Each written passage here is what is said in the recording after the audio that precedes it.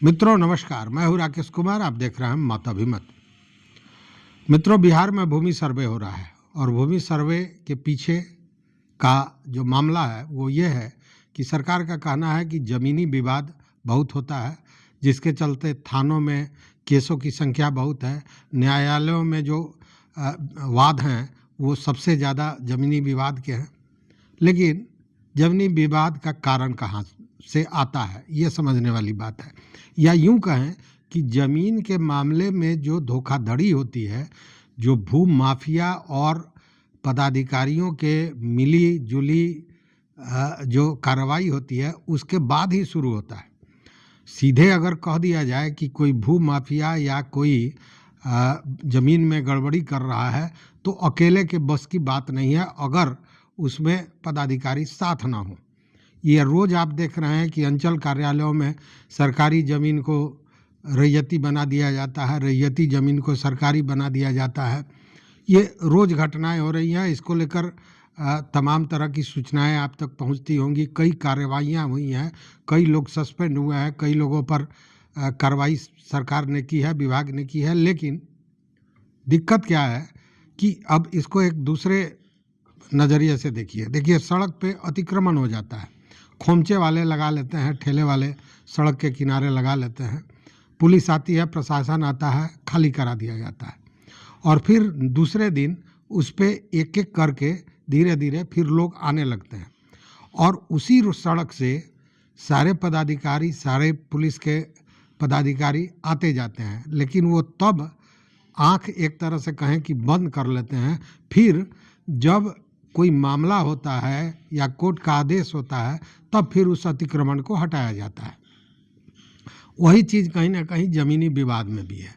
अभी देखिए कि निबंधन विभाग ने जो समीक्षा किया है उसमें ये पता चला है कि जो ये रजिस्ट्री कार्यालय हैं, जो निबंधन कार्यालय हैं, उनके द्वारा जो गड़बड़ियाँ की जा रही हैं उसके चलते सरकार को करोड़ों रुपए के राजस्व की हानि हो रही है।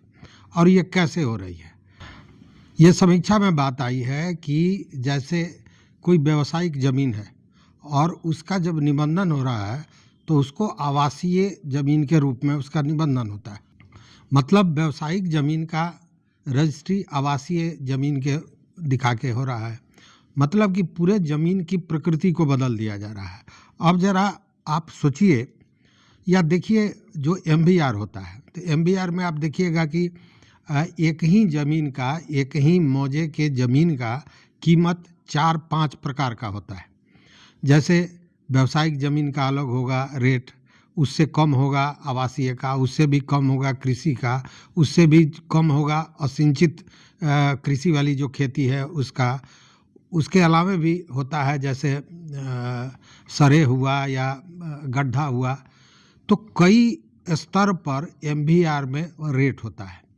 अब मान लीजिए कि जो व्यावसायिक ज़मीन है उसका पर डिसमिल 6 लाख रुपये कीमत है और वही जब ज़मीन चला आता है, आवासीय हो जाता है, तो उसका MVR में आप रेट देखिएगा तो 4 लाख हो जाएगा, 3 लाख हो जाएगा।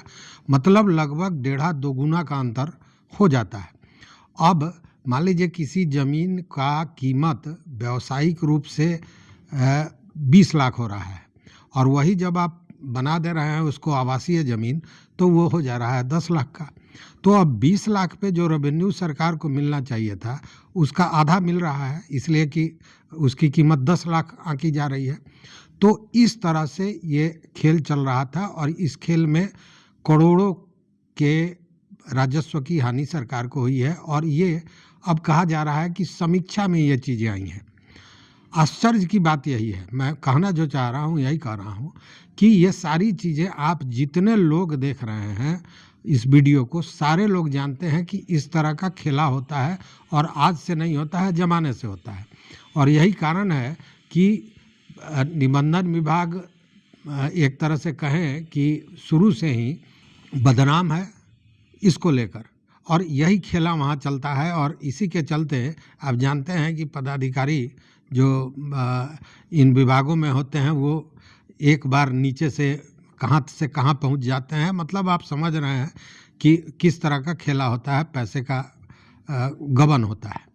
तो अभी जो रिपोर्ट आई है, जो निबंधन विभाग ने रिपोर्ट दिया है, उसके तहत केवल वैशाली में जो चीज़ें पकड़ी गई हैं उसमें ये पता चला है कि 2.5 करोड़ का घोटाला हुआ है।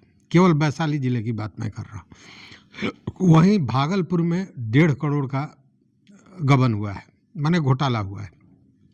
विक्रमगंज में 95 लाख का घोटाला हुआ है। लेकिन ये जो चीज़ें आई हैं, ये जो राजस्व विभाग का रिपोर्ट है उसमें है। उसके अलावा एक भी जिला 38 जिला में ऐसा नहीं होगा जहाँ पे ये कारोबार नहीं होता है, क्योंकि ये आज से नहीं हो रहा है, ये जमाने से हो रहा है। लेकिन वही बात है जो मैंने कहा कि सड़क पर अतिक्रमण हटा दिया जाता है, खोमचे वाले को हटा दिया जाता है और उसके बाद वो फिर नेक्स्ट डे से लगना शुरू हो जाता है। सारे पदाधिकारी और हटाने वाले लोग जो 2 दिन पहले हटाए रहते हैं उसी सड़क से जाते हैं, लेकिन उनको दिखाई नहीं देता है। वही स्थिति यहाँ भी है। ये काम आज से नहीं हो रहा है, जमाने से हो रहा है और लगातार चल रहा है। ये सारे लोग जानते हैं, आम आदमी जानता है, लेकिन विभाग तब जानती है जब समीक्षा होती है। मतलब विभाग भी जानना नहीं चाहती हैं, आंख बंद करके। एक भोजपुरी में बड़ा अच्छा गाना निकला था, हमहू लूटी तुहो लूटा लूटे के आज़ादी बा। तो वही लूटने की आज़ादी दी जाती है और जब कहीं कोई मामला फंसता है उसके बाद फिर समीक्षा होती है, ये सारी चीज़ें निकाली जाती हैं। खैर, देर सही इस तरह की चीज़ें सामने आई हैं। अब देखने वाली बात यह है कि इसमें क्या होता है। हालांकि विभाग इसके लिए जांच बैठाया है। अब जांच के बाद कार्रवाइयाँ होंगी। अब क्या कार्रवाइयाँ होती है नहीं होती है, यह भी कहा गया है कि ऐसी गड़बड़ियाँ नहीं हो, इसकी व्यवस्था की जाए, इसको दुरुस्त किया जाए, चीज़ों को पारदर्शी बनाया जाए, जांच के बाद दोषियों को दंडित किया जाए। तो ये सारी चीज़ें हैं। लेकिन देखने वाली बात है कि जांच केवल इन्हीं 3-4 जिलों में होता है कि हर जगह होता है, और होता है तो कितना जांच करेंगे आप, यह भी सोचने वाली बात है। और जांच करके अगर कोई जिम्मेवार व्यक्ति है तो उसको किस तरह सज़ा दी जाती है यह भी डिपेंड करता है। देखिए, जो सज़ा होता है यह भी कहीं ना कहीं निर्धारित करता है कि दूसरा कोई उस सज़ा को देखकर उस तरह का अपराध करता है या नहीं करता है। मतलब एक मानसिक प्रक्रिया है, यह इलाज का एक प्रक्रिया है, तरीका है सुधार का। लेकिन दिक्कत यहाँ यही है कि जिम्मेवारी किसी की तय नहीं है। जब कोई घोटाला होता है तो छोटे निचले कुछ कर्मियों पर डंडा चलाया जाता है और फिर मामले को रफा दफा कर दिया जाता है। अब देखने वाली बात है कि इस जांच में क्या होता है और कितने लोग धरे जाते हैं, कितने लोग दंडित किए जाते हैं। तो इस वीडियो में बस इतना ही। देखते रहिए मत अभिमत। चैनल पर नए हो सब्सक्राइब कीजिए, लाइक कीजिए, दोस्तों के साथ शेयर कीजिए और अपना विचार जरूर दीजिए। बहुत बहुत धन्यवाद। कोटिशा आभार।